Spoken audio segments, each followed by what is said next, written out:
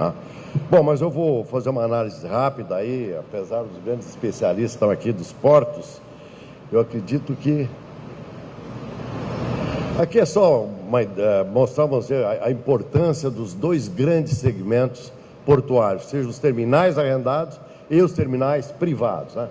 É o resultado do ano passado, 2012, em que os terminais arrendados, são aqueles terminais licitados, movimentaram 315 milhões de toneladas. Claro que aqui essa tonelagem, o valor agregado é muito grande, contêineres, etc. Os terminais privados, estamos hoje em número 129, movimentaram 588 milhões de toneladas. Claro, puxando esse número todo, está o sistema Petrobras e Vale do Rio Doce, que só as duas empresas movimentam mais de 300 milhões de toneladas ano.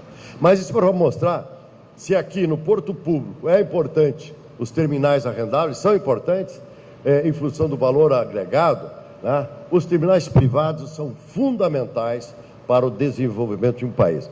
Eu digo, é só examinar se a Petrobras e a Vale, para não citar os demais, né, não tivessem o direito de ter um terminal privado, elas não teriam essa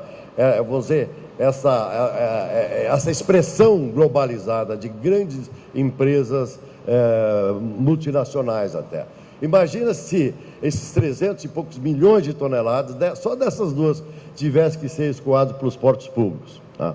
Então, os dois institutos, terminais arrendados e terminais privados, são fundamentais para o desenvolvimento econômico e social desse país. Não esta briga que aconteceu nos últimos anos entre o arrendado e o privado, em que foi um verdadeiro erro cometido pelo governo e pelo setor empresarial. Os dois são estratégicos, os dois são importantes.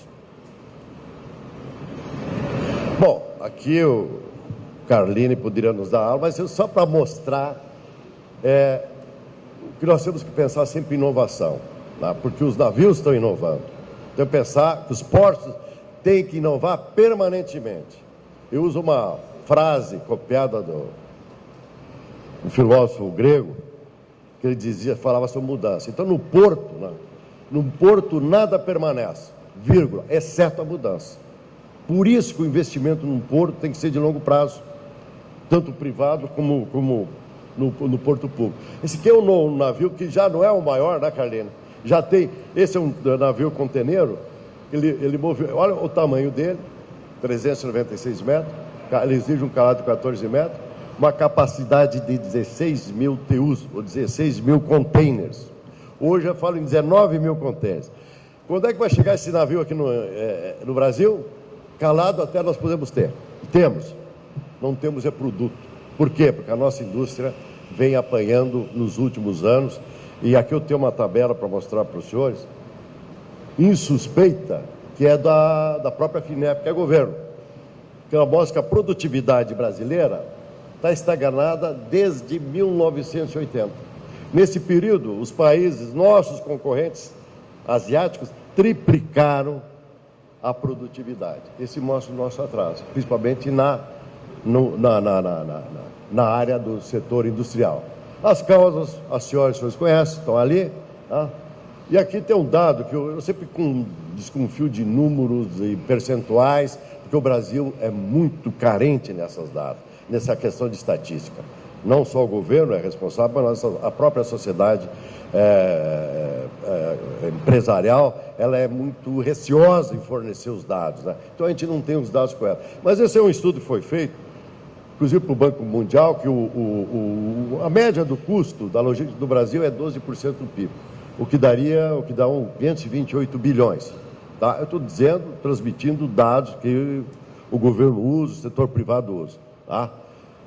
Não sei se reflete exatamente a realidade. Os Estados Unidos, o custo deles é 8%. Nós podemos chegar a 8% também. Se nós chegarmos a 8%, haverá uma economia de 176 bilhões de reais. Ah, perdão, milhões? Bilhões, já estou me perdendo dos números aí. E aumenta em 20, segundo o Banco Mundial, em 20% a 30% as exportações brasileiras. Vai reduzir todo o custo. Verdade? Não, mas que não seja 20%, que seja 10%, já será um grande número. Imagina a geração de empregos e de riqueza, né?